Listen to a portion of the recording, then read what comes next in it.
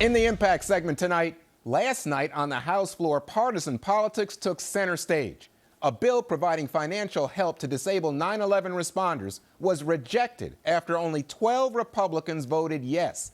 This led Democratic Congressman Anthony Weiner to call out the Republicans, specifically fellow New York Congressman Peter King. We see it in the United States Senate every single day where members say, we want amendments, we want debate, we want amendment, but we're still a no. And then we stand up and say, oh, if only we had a different process, we'd vote yes. You vote yes if you believe yes. You vote in favor of something if you believe it's the right thing. If you believe it's the wrong thing, you vote no. We are following a procedure. I will not yield to the gentleman, and the gentleman will observe regular order. The gentleman will observe regular order. Gentleman thinks that if he gets up and yells on it, if he's going to intimidate people into believing he's right, he is wrong. Don't give me the cowardly view that, oh, if it was a different procedure, the gentleman will observe regular order and sit down. I will not. The gentleman will sit. King and Weiner later appeared together on Fox this morning. I said last night they wanted to make a cheap political point. Anthony is proving. Here's the point we made. Hypocrisy right here. We made the point. We made the point. We support it. Your guys don't. That's outrageous to oppose this bill.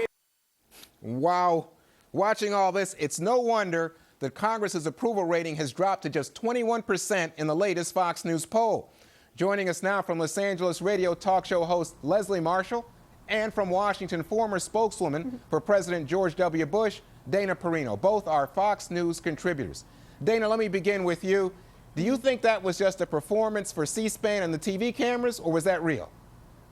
I think there's a little bit of that, but I also think that you take strong personalities, a lot of tension, the dog days of summer, and they want to go home, and a ridiculous fight happens on the floor. It is such a turnoff, especially to all the independents out there who want their government to do well. And I have to say, as a communications advisor, whoever let those two congressmen appear together this morning in that way did not do them or America any favors. But you're saying that you think, and you said there's a little bit of this to it, that if it wasn't for the TV cameras, if they weren't playing to the cameras, they wouldn't have done this. I think so. And I know that that's not a popular thing to say, and it's not that I'm for shutting down C-SPAN from covering the House, but we have these situations come up over and over. Do you really think that that kind of performance would have happened? Besides, why don't both of them try a little bit more of persuasion and a little bit of dignity and grace in order to make their point? I have no idea what Anthony Weiner's even talking about. He's just screaming, and it's such a turnoff. All right, Leslie,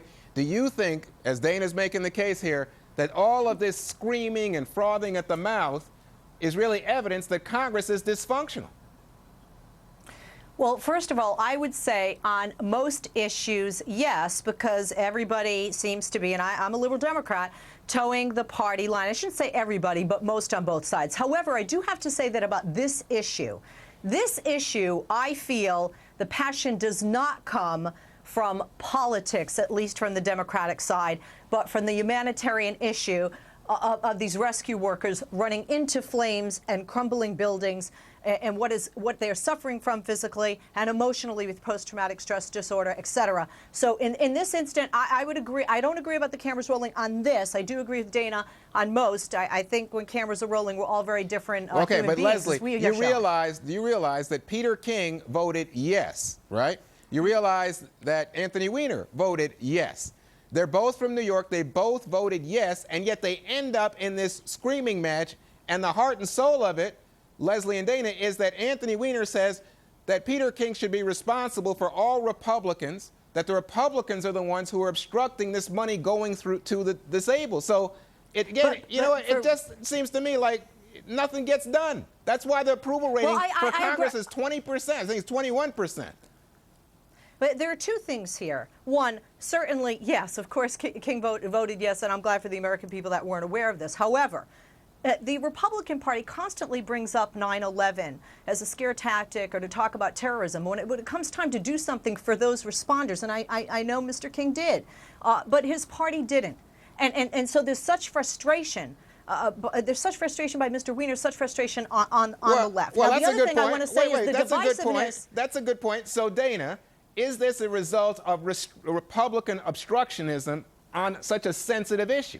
Or is it because they're not getting anything done? This bill. What? I don't know the particulars of the bill as to the points of it. What I do know from my personal experience is that taking care of people who were injured in 9/11 and the families who lost a loved one in 9/11 has never been a partisan thing. I don't think of any Republican or Democrat ever bringing it up for partisan purposes, and I wouldn't suggest that for anybody. Well, let me just move on for a second to talk about Sarah Palin. Now, Sarah Palin has been highly critical of President Obama going on The View. And she said that, you know, he doesn't have time for the Boy Scouts who are having their jamboree in Washington and Virginia this week. He doesn't have time to go down to the border. She said she's going to go down to the border. Dana, is Sarah Palin right or is Sarah Palin wrong? Well, she's free to make as many accusations against President Obama, just like they certainly throw stones at her all the time. And I have a feeling that President Obama probably just blows it off. But there's no doubt that Sarah Palin really packs a punch. In the last 3 weeks alone, she has been able to break through to become breaking news with something she tweeted out on a subject. And everybody covers it. And today, even in the Washington Post, they started a Sarah Palin News Watch, where you can track to see whether her endorsements help or hurt candidates. I mean, she's like a gift to journalism. It must be helping their ratings. Well, you know what? In fact, 10 of the 14 candidates that she's endorsed so far who've been through primaries or election have won, so it looks like she's getting. Now, you guys, I know the music's starting, but I want to tell you about something and get your reaction. Leslie, let me start with you. On a PBS show, Andy Borowitz was making fun of none other than Sarah Palin. And he said that she makes up words like refudiate, says she goes to get these new words to a fictionary. Is this over the line in the kind of liberal beating up on Sarah Palin? No. Can you remember a woman named Hillary Rodham Clinton, who was our Secretary of State? Come on, fair is fair. And by the way, if she's going to run for president, she shouldn't be tweeting. That is also a waste of time. Hypocrisy there. Oh, stop. Dana, Leslie. Well, I don't know. I mean, you could argue that The View isn't necessarily the most presidential place to do an interview. I agree with you. I agree with you on that. I agree. I said point. it. I said it. All right, ladies, coming up next,